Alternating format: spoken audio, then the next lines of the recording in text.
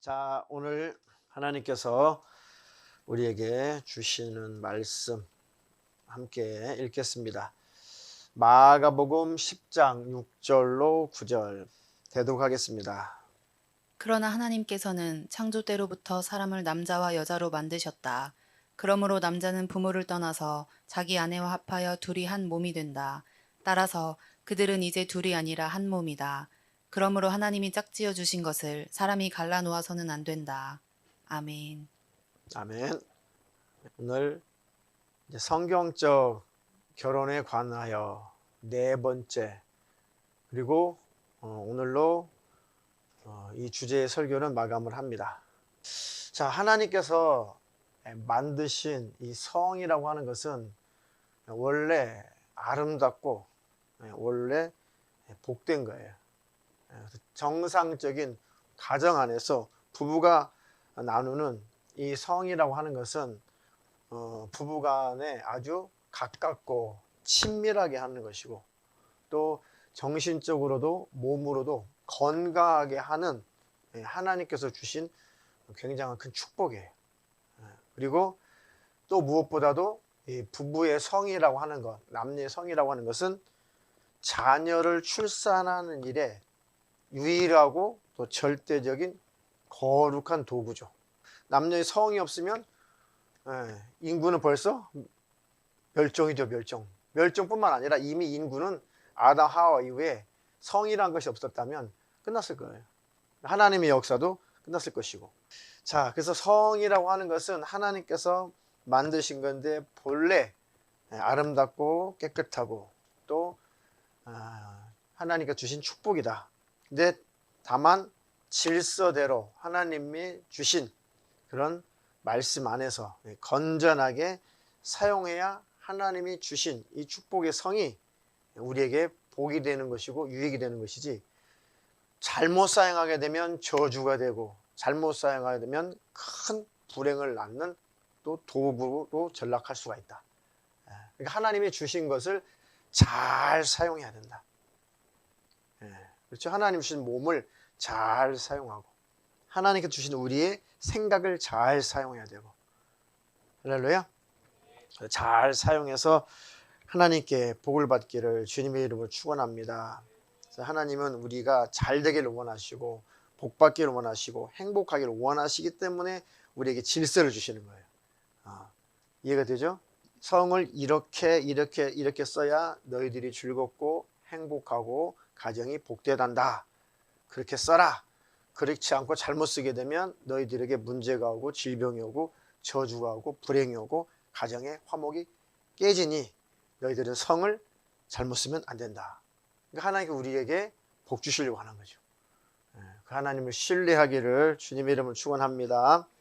본론으로 들어가서 결혼 전에 육체적인 그런 관계를 하면 안 되는 이유를 먼저 오늘 쭉 보겠습니다.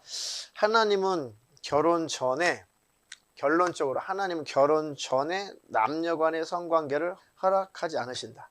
허용하지 않으신다. 자, 신명기 22장 22절로 26절.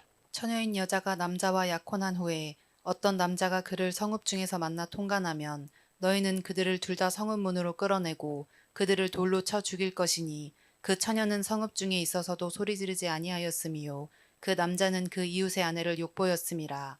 너는 이같이 하여 너희 중에 악을 제할지니라. 아멘. 자, 이제 여자의 입장에서 결혼하지 않은 여자가 남자를 알지 못하는 여자가 한 남자와 이제 결혼을 하려고 이제 약혼을 했는데 그 여자가 어느 성읍 중에서 딴 남자를 만나서 이제 통간을 했다. 통간이라고 하는 것은 상호간의 합의를 말하는 거예요. 그죠? 강간은 강제로 하는 것이고 통간은 서로 합의하에 하는 걸 통간이라고 하는 거예요. 그죠? 자, 그걸 왜 통간이라고 했냐면 이 여자가 어떤 남자를 만났는데 충분히 소리를 질러서 그 현장에서 벗어날 수 있는데 그 여자가 벗어나고 싶지 않아서 허용했다 그런 뜻이에요. 그래서 통관이 되는 거예요. 그 여자가 그 뿌리치고 나올 수 있었는데 그것을 허용했다, 받아들였다, 그 얘기죠. 그래서 이렇게 했기 때문에 그것은 악이다, 그것은 죄다, 잘못하는 것이다. 그래서 이런 악을 너희 중에서 제하여 버려라. 이런 일은 하면 안 된다. 그래서 그때 당시에는 법이 무서웠죠. 돌로 쳐 죽여라. 돌로 쳐 죽이라는 거예요. 자, 구약의 이스라엘 백성들에게 주신 이 법은 하나님의 백성, 내 백성은 이렇게 살아야 된다라고 주신 법이죠. 근데 지금은 이방인이든 이스라엘 백성이든 예수 안에서는 구분이 있어요, 없어요? 없죠. 지난 성경 공부 시간에 했듯이 그 구분은 없지만 이 법대로, 이 법을 지금 우리나라의 사회법으로 적용할 수는 없죠. 그렇게 법으로 적용하는 것은 그것은 폐해졌지만 이 내용은 살아있다고 했죠. 간음하지 말라, 남을 이웃을 사랑하라, 그 안에 간음하지 말라, 그 내용도 다 포함이 되어 있는 거예요. 이해가 되죠? 그러니까 이 구약이지만, 구약의 율법이지만 이 율법의 껍데기는 폐했으나, 다시 말하면 각 나라 이 법대로 적용해 라고 하나님은 그렇게 말씀하지 않았지만 이 정신은 그대로 우리가 순종하며 살아야 된다. 이해가 돼요? 자, 그 다음에 이제 남자 25절부터 26절. 만일 남자가 어떤 약혼한 처녀를 들에서 만나서 강간하였거든 그 강간한 남자만 죽일 것이요 처녀에게는 아무것도 행치 말 것은 처녀에게는 죽일 죄가 없음이라.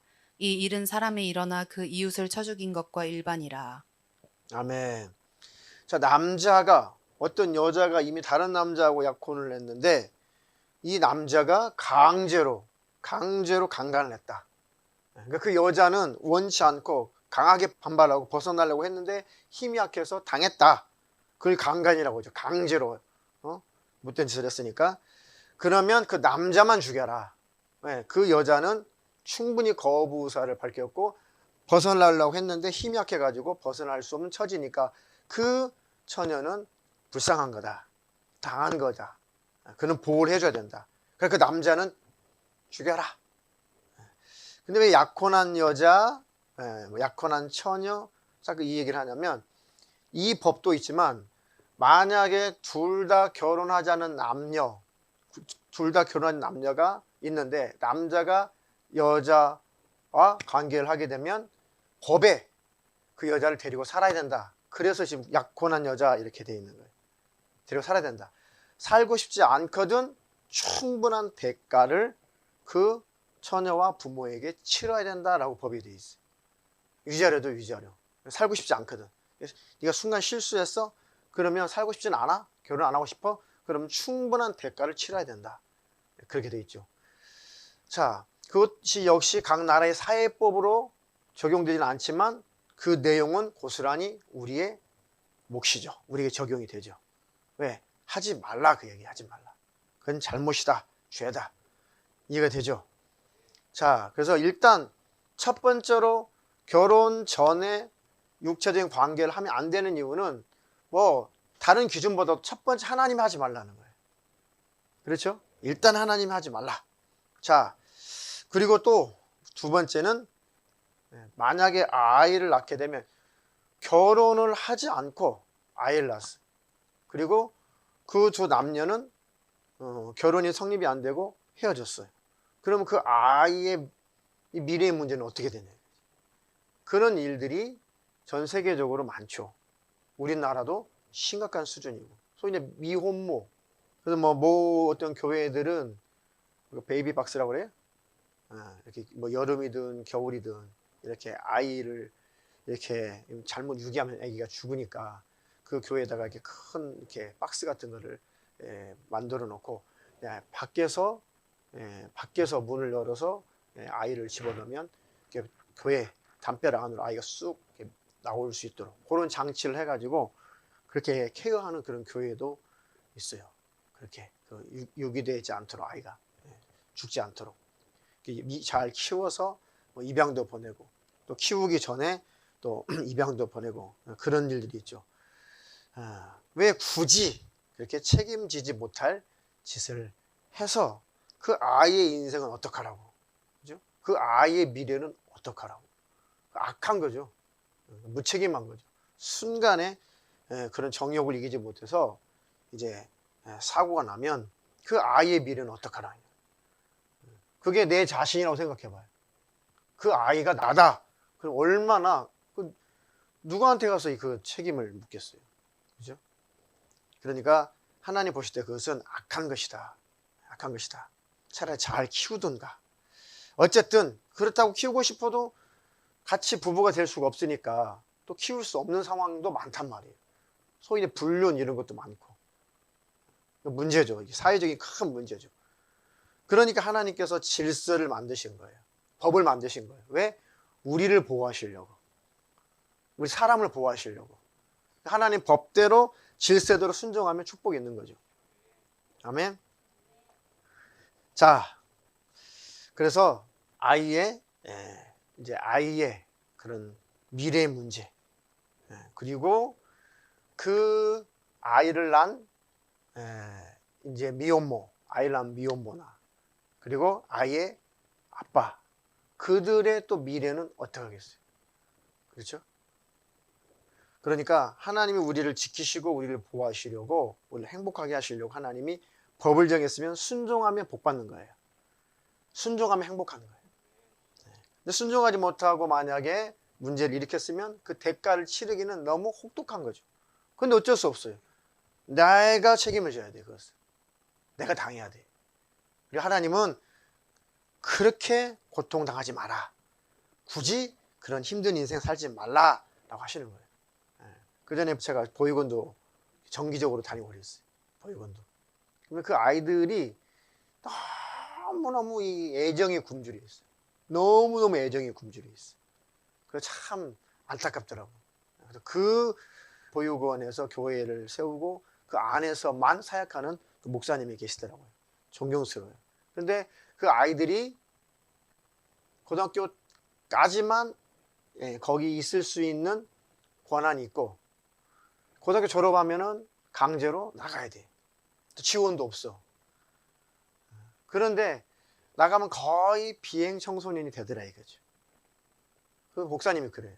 그래가지고 그냥 후속 관리를 아무리 잘 해줘도, 어릴 때부터 받은 상처 때문에 후속 관리 아무리 잘 해줘도 친부모가 아니다 보니, 그 많은 아이들을 관리하다 보니 손이 다 미치지 못하니까 아이들이 아무리 잘 해줘도 일단 마음에 상처가 있다 보니까 잘 안 되더래요.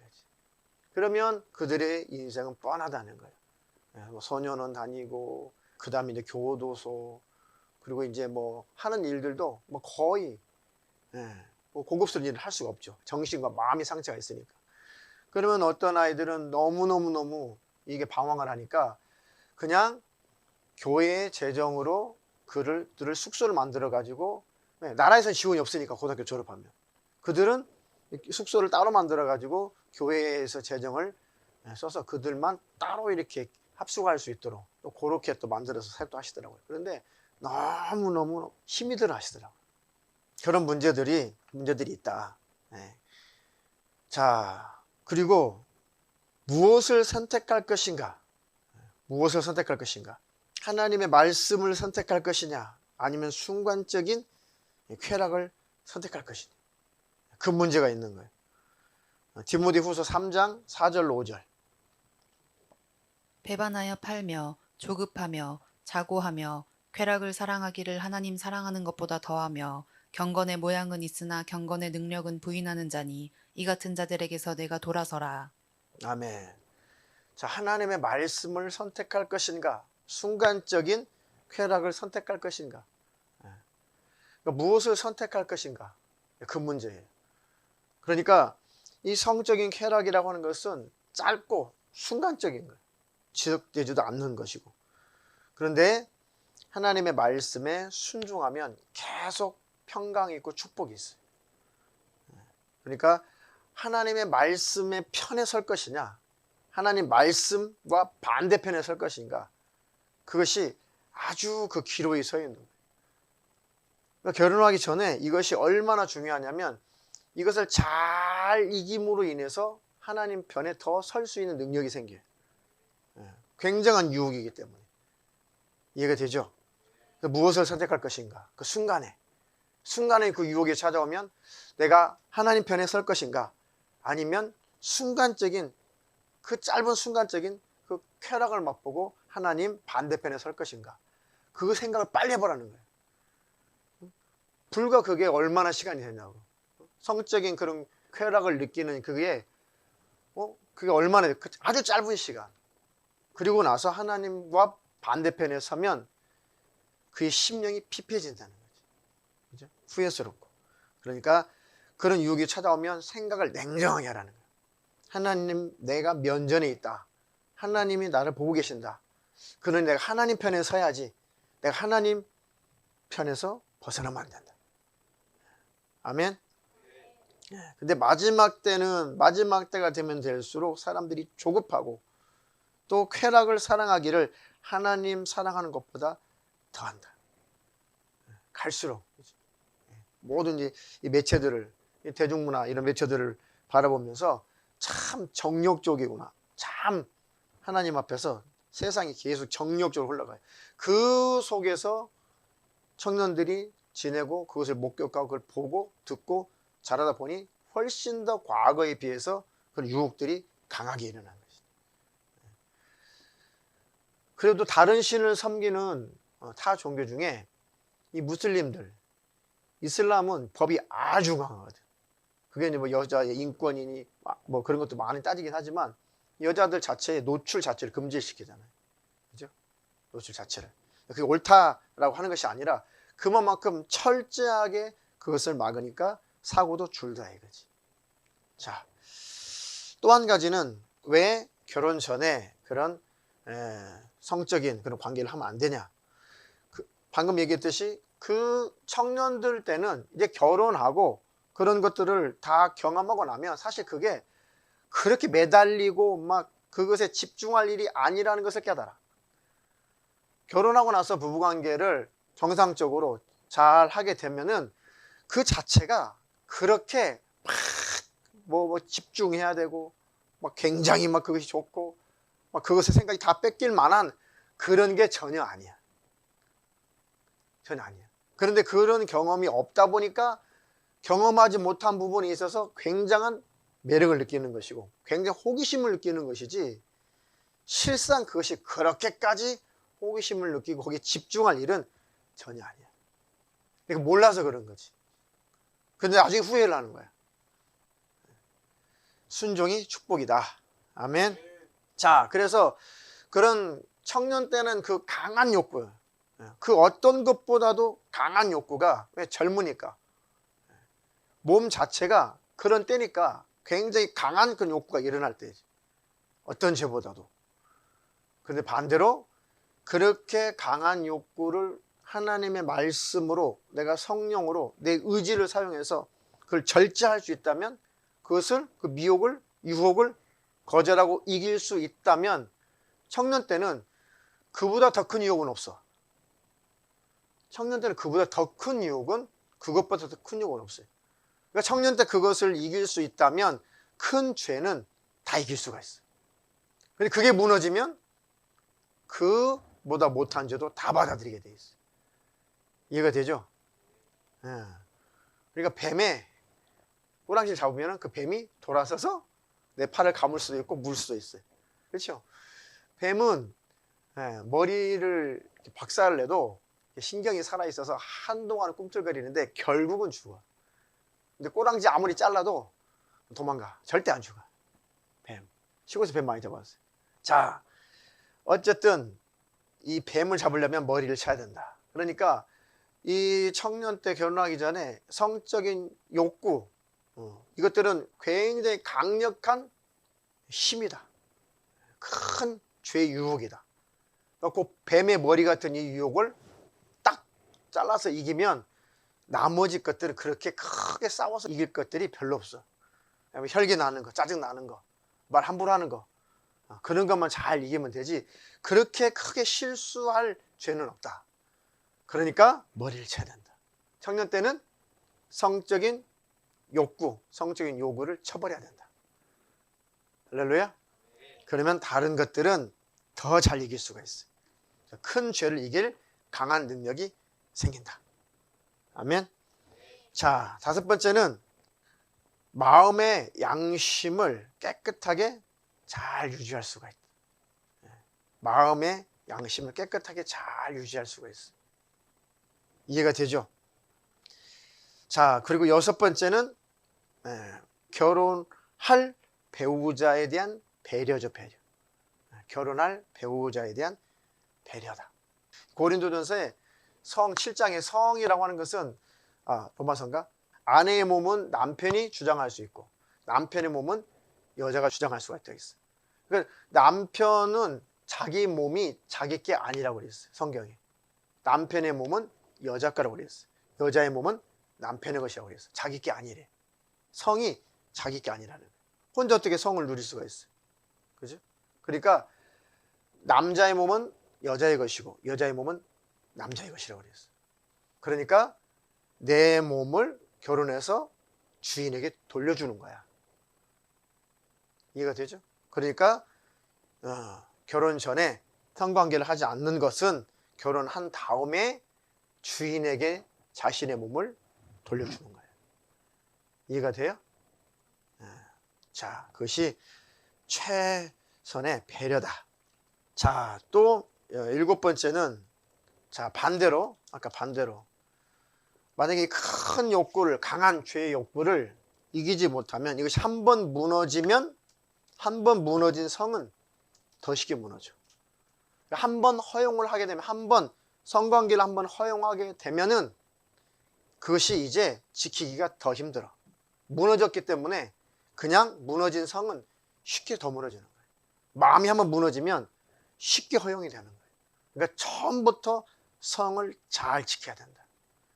무너졌다고 할지라도 다시 성을 잘 구축해서 잘 지켜야 된다. 아멘. 자, 그래서 한번 무너진 성은 계속해서 쉽게 무너진다. 그러니까 잘 지켜야 되고, 만약에 그것이 무너졌다면은 지금부터 잘 지키는 것이 더 중요하다. 자, 그 여덟 번째가 마귀로 하여금 참소의 빌미를 제공하지 마라. 마귀로 하여금 참소의 빌미를 제공하지 말라. 얼마나 제일 이 마귀라는 놈이 참소하는 도구가 그 성에 관한 거예요. 성에 관한 거. 너 결혼도 안 했는데 그럴 수 있어. 너 아직 그럴 수 있어. 그럴 수 있어. 그럴 수 있어. 계속 이 원수가 계속 참소를 해. 너는 지저분하고 너는 더럽고 너는 말씀을 어겼고 순결도 없고 너는 어쩌고 저쩌고 하면서 계속 이 원수가 그렇지 않아도 힘들어 죽겠는데 그렇지 않아도 괴로워 죽겠고 그렇지 않아도 양심이 찔러 죽겠고 그렇지 않아도 하나님 앞에 면목이 없고 그렇지 않아도 힘들어 죽겠는데 이놈의 원수가 이 마귀가 계속 참소해. 계속 괴롭혀. 그러니까 마귀로 하여금 참소의 빌미를 제공하면 안 된다. 실수를 했다면 딱 그것으로 성을 다시 구축하고 다시 깨끗하게 만들어서 더 이상 원수가 참소하지 않도록 예수의 피 공로로 해결해라. 주님이 나를 위해서 피 쏟으셨고 내가 철저하게 예수님의 피 공로를 의지해서 내가 죄를 자백하고 하나님 앞에 고백했다. 그리고 내가 회개했다. 그리고 내가 다시 성을 다시 잘 쌓았다. 그러니 나를 참수하는 이 마귀, 이 귀신들, 너는 내게 참수할 이제 권리가 없다. 내게서 떠나가라. 그렇게 해서 그것을 완전히 그 참소에서 벗어나고 다시 행복하게 살면 된다. 자, 그리고 이제 마지막으로 그래서 평생에 후회할 짓은 하지 말라. 그러니까 애초에 후회할 짓을 하지 말자. 이해가 돼요? 그래서 평생에 후회할 짓은 하지도 말자. 조금 더 이제 구체적으로 그러면 이제 스킨십에 대해서 스킨십은 어떻게 해야 될까? 자, 디모데전서 5장 2절 한 절만 읽겠습니다. 늙은 여자를 어미에게 하듯하며 젊은 여자를 일절 깨끗함으로 자매에게 하듯하라. 교회 안에서 연세가 많이 드신 분을 보면 어머니 대하듯이 하고 이제 젊은 여자를 바라볼 때는 자매에게 자기 누나, 자기 여동생, 가족처럼 일절 깨끗함으로 대해줘야 된다. 이해되죠? 교회 안에서는 형제가 자매에게, 자매가 형제에게 절대 문란한 짓을 하면 안 돼. 이것은 하나님의 법에 크게 어긋나는 것이고 교회를 찢고 교회를 파괴하는 마귀의 하수인으로 쓰임받는 거예요. 교회가 찢어지고 갈라지고 교회가 문제가 생기는 것 여러 가지 일들 중에 그런 남녀의 관계도 큰 하나의 그 일부분을 차지하고 있어요.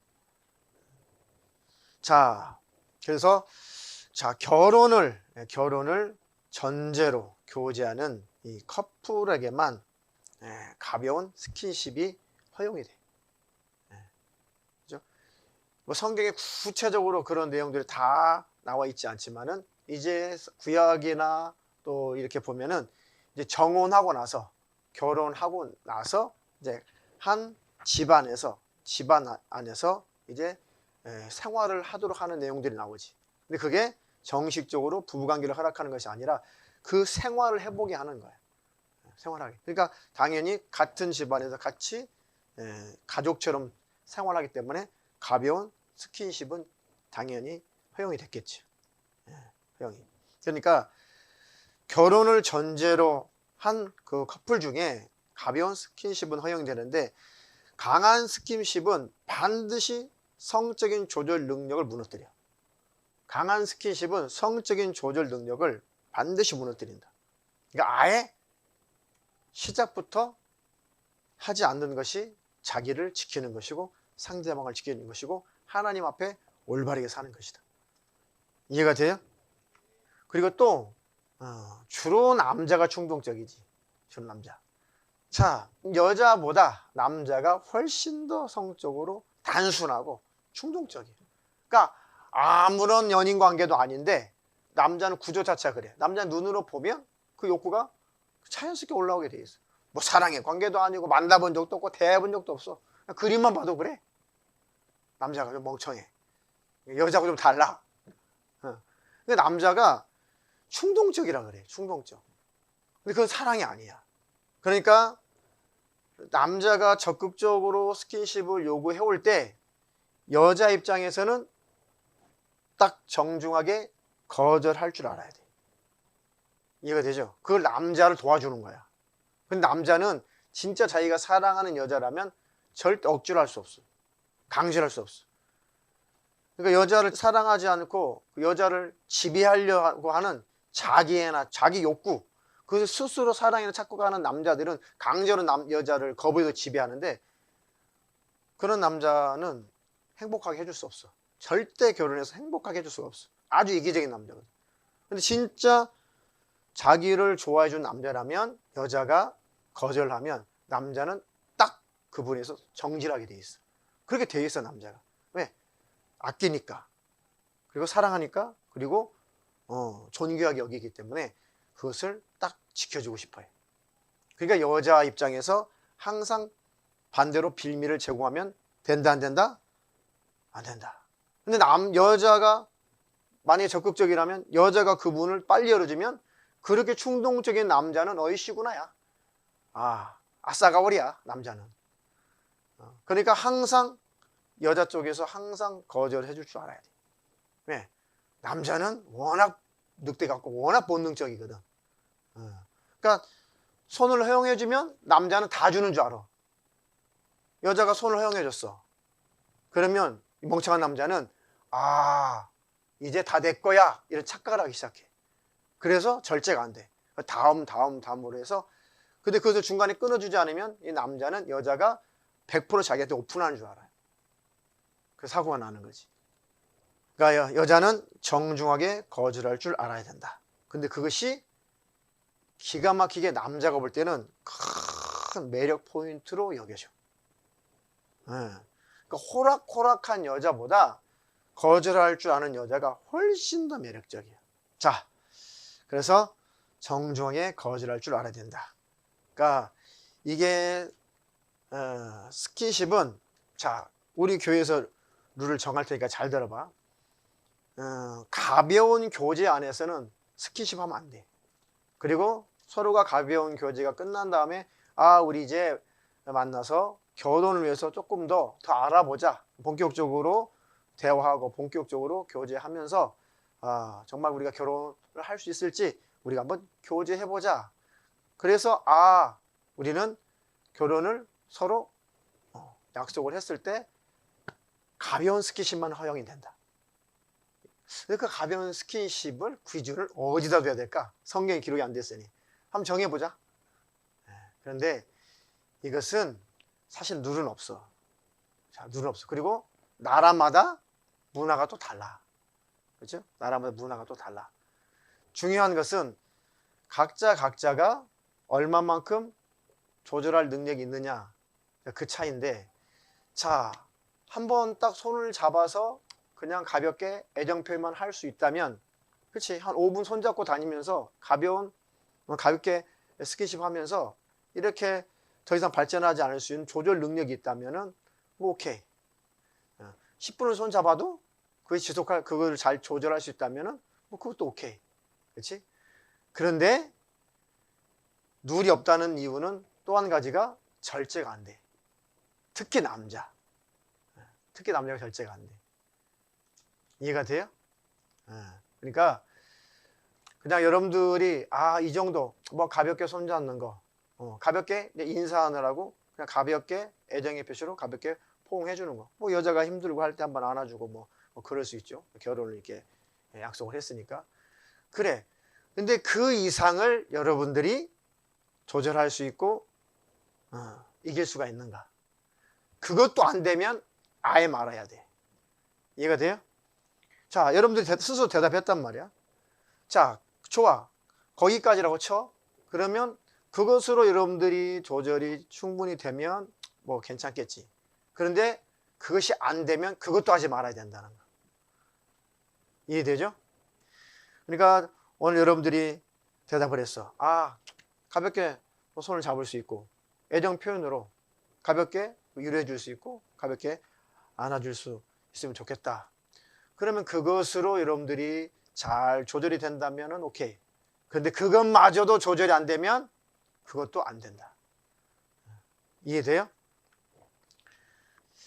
자, 그렇게 정리를 하고 마지막으로 그러면 이런 욕구들을 이길 수 있는 방법 몇 가지만 찾아보고 마치도록 하겠습니다. 자, 성적인 조절되지 않은 그런 요구를 이길 수 있는 방법.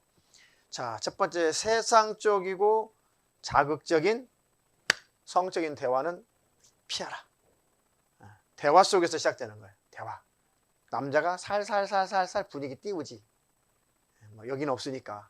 여기는 없는데 영화를 보면 남자가 충동적이고 남자가 본능적이다 보니까 남자가 훨씬 더 육체적이다 보니까 남자가 먼저 접근하기가 쉽죠.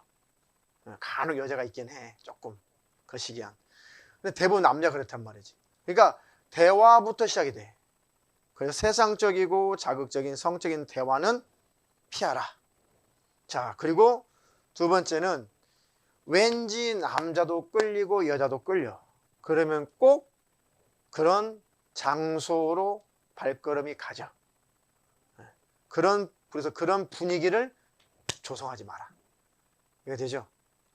남자가 그런 분위기를 조성하려고 하면 여자가 거절하고 또 여자가 분위기를 조성하려고 하면 남자가 조절을 해야 된다. 분위기 조성을 하지 말아라. 시작부터. 그러니까 어디까지나 이것은 하나의 여러분에게 어떤 적당한 룰을 가르쳐 주는 것이지 실상 감정이 앞서면 이게 룰이 안 지켜져. 그러니까 시작부터 조심하란 말이에요. 시작부터 조심해야 된다. 이해가 되죠? 자, 그리고 제일 원천봉쇄할 수 있는 게 뭐 있어요? 원천봉쇄할 수 있는 거. 맨날 기도해 둘이. 함께 기도하고 함께 은혜를 나누고 함께 성경을 나누고 그리고 함께 예배 생활에 전념하면 돼. 그러면 큰 실수는 없다. 둘이 예배 생활만 잘해도 큰 실수는 없다. 둘이 정기적인 꾸준한 기도 생활과 정기적으로 꾸준한 말씀을 나누는 생활만 해도 하나님의 성령께서 꽉 붙잡고 계시기 때문에 절대로 실수하지 않는다. 이해가 돼요? 예, 그렇게 여러분들이 꼭 청년의 때 잘 승리해서 하나님께 복을 받기를 주님의 이름으로 축원합니다. 그리고 삶의 평강이 넘치고 마귀로 하여금 참속거리가 없어져 버리기를 주님의 이름으로 축원합니다. 자, 지금까지 설교했던 내용 중에 내가 지키지 못한 것도 있고 내가 실수한 것도 있고 다 그렇다고 쳐. 그러나 지금부터 항상 하나님은 돌이키면 그때부터 하나님은 다시 받아주시고 다시 하나님 우리를 계수하시니까. 그래서 마지막 요한복음 8장 10절로 11절 두 구절 읽고 오늘 설교를 마감하겠습니다. 예수께서 일어나사 여자 외에 아무도 없는 것을 보시고 이르시되 여자여 너를 고소하던 그들이 어디 있느냐 너를 정죄한 자가 없느냐 대답하되 주여 없나이다. 예수께서 가라사대 나도 너를 정죄하지 아니하노니 가서 다시는 죄를 범치 말라 하시니라. 아멘. 자, 현장에서 가늠한 여자를 이제 못된 바리새인들이 끌고 와가지고 예수님을 시험했던 거죠. 그 예수님이 다 여자를 끌고 왔던 그런 바리새인들 율법사들을 다 쫓아내 버리고 이제 예수님께서 여자에게 말씀하시기를 여자여 너를 고소하던 그들이 있느냐 어디 있느냐 너를 정죄한 자가 없느냐. 여자가 둘이 들고 쳐다보니까 다 사라졌거든. 자기를 끌고 온 사람들이 대답하되 주여 없나이다. 자기를 정죄한 자가 없나이다. 예수께서 가라사대 나도 너를 더 이상 정죄하지 않겠다. 너 잘못한 건 맞는데 현장에서 가늠해서 잘못한 건 맞는데 네가 죄를 깨닫고 네가 죄를 뉘우치고 네가 네 죄를 알고 있으니까 내가 너를 더 이상 이제 그 죄에 대해서 묻지 않겠다. 더 이상 정죄하지 않겠다. 그러니까 너도 다시는 죄를 범하지 말라. 오늘 설교 마지막 결론입니다. 다시는 죄를 범치 말라. 아멘. 그러면 하나님이 다시 그들에게 또 복을 부어주신다. 자, 과거의 것은 다 치워버리고 과거의 것은 다 예수의 피로 씻어 없애버리고 이제부터 하나님 앞에 바로 살면 된다. 아멘.